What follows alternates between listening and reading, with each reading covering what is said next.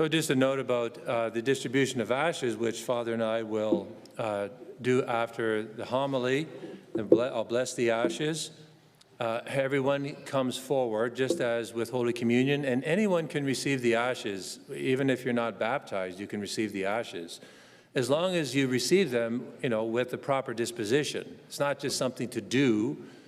Well, I don't think most people would do something like this if they didn't have some understanding of, why I would allow myself to be marked by the ashes on Ash Wednesday. But still, it's important to know why you're doing it. And essentially, remember, the ashes reminds us that we are sinners. It's an unpleasant thought. It doesn't mean we're rotten people, although we can do rotten things, but we are sinners. However, the cross reminds us that we have a Savior, Jesus Christ. So the ashes, reminds us that we're sinners, but the cross itself reminds us that we have a Savior. And so if you're not baptized and you want to receive the ashes, you may do so.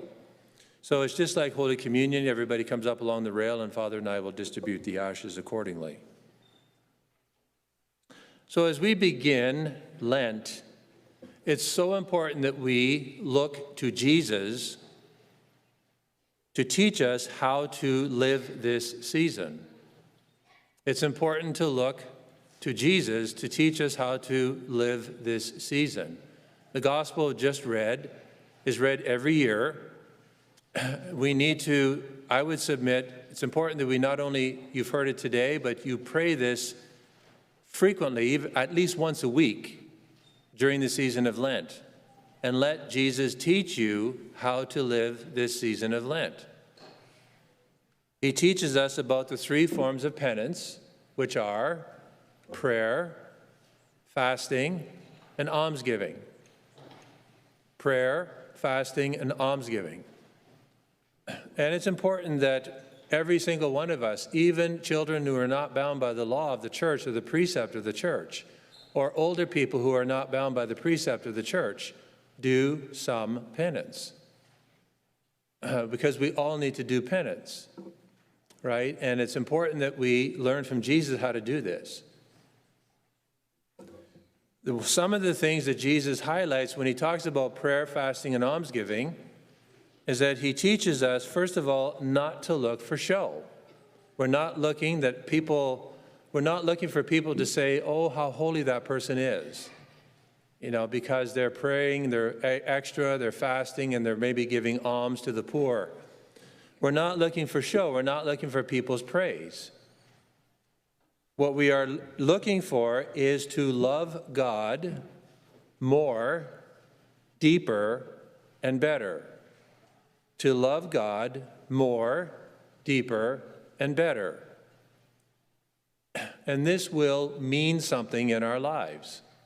Because we can say, well, I love God, but it doesn't really affect. We're not thinking how it sort of manifests in our life, whether it's the children or the grown-ups. And remember that for the most part, they learn from us. So if they're not learning, it's because we're not giving example.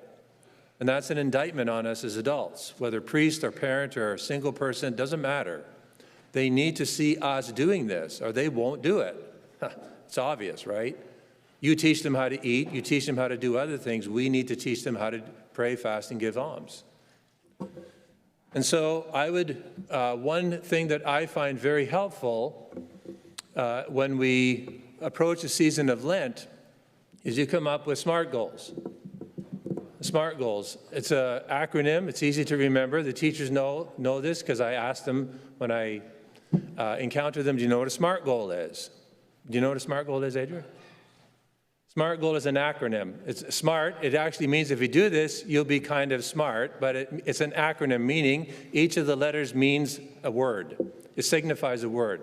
So SMART means specific. We got to be specific and not general saying, I'm going to pray more. Whoop-de-doo. Whoop-de-doo. I'm going to pray more. It doesn't mean anything yet. Got to be specific. Number two, it's got to be measurable. M. You have to be able to measure it and say, well, I did that. It has to be attainable. So you don't say, I'm going to pray 3 hours a day. You might, but probably not. It's got to be attainable, right? It's got to be something you can do. it's got to be realistic. It's got to be realistic. So if you're a mother of 5 or a mother of 1, or not, you're married but not a mother yet, well, and you work outside the home, you can't say, well, I'm going to be in church 4 hours a day.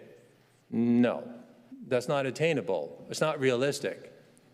And the last T is it has to be time-oriented. So time-oriented means you start today, not tomorrow. You start today.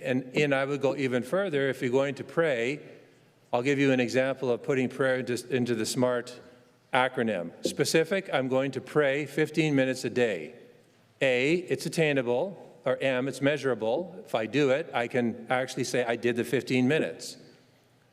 And then it's A, it's attainable. Anybody here tells me they can't spend 15 minutes of prayer, please tell me, because I just don't believe you. I don't believe you. No, everybody can do 15 minutes a day. Whether or not we do it is another question because of human weakness, or you're not convinced you should spend that time, but everybody can do it. And it's got to be, so it's attainable, and then it's realistic. It's realistic for everybody to do 15 minutes of quiet time in prayer each day. And then it's time-oriented. I'm going to do it at 6 a.m. in the morning, which means if I need 8 hours of sleep, I go to bed, and I need to get up at 5:30 to pray at 6. What time do I go to bed? Count back. Not at 12:30. That's what happens, right? I go to bed too late, I can't get up, and I can't do what I actually said I was going to do. 5:30, can't go at 5, if you're going to got to get up at 5:30, or even at 6, let's say, it can't be going to bed at midnight. You got to go to bed at 10 p.m. if you need 8 hours of sleep. That's how it's done. It's not magic. That's where usually the rubber hits the road, which the adults understand the metaphor. That's where it actually does happen or doesn't happen. SMART, specific, measurable, attainable, realistic, and time-oriented. Whatever you do, make a plan today.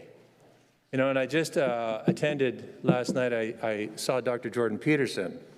And some people, a lot of people like him, some people really don't like him because the adults will understand this. He doesn't brook fools. So one of the things he says is everybody has a plan. Some people say, well, I can't make a plan. I can't make a plan. Everybody makes a plan. He says even if you get up from your chair and make a peanut butter sandwich, that's a plan. For this specific moment in time, that's a plan. If you don't make the peanut butter sandwich and you're not going to eat anything else, you're going to be hungry. So he says everybody makes a plan, whether it's a bad plan or a good plan, but everybody makes a plan. What I'm suggesting is let's make a good plan. And a plan is specific, according to the SMART goals, specific, measurable, attainable, realistic, and time-oriented. It's possible. We can't listen to that part in ourselves that says you can't do it. You're too busy. No, you're not. Yes, you can. You can do it, and you're not too busy. There's a thing going on in our head that says I can't do it. I'm too busy. I have too much to do. We have to say, no, I can do it with the help of Jesus. Jesus can teach me to do this. So Jesus teaches us that our acts of penance should be something that it's almost like when the bread is turned into God. When does that happen at Mass? You should know that. When does the bread turn into God at Mass? At the words of, if you guess and you guess wrong, at least you've tried to guess or tried to answer the question. When does bread turn into God? At the words of, grade 2s, I'm going to be asking you this in a couple of weeks. You better know the answer. When does bread turn into God at Mass? At the words of, pardon?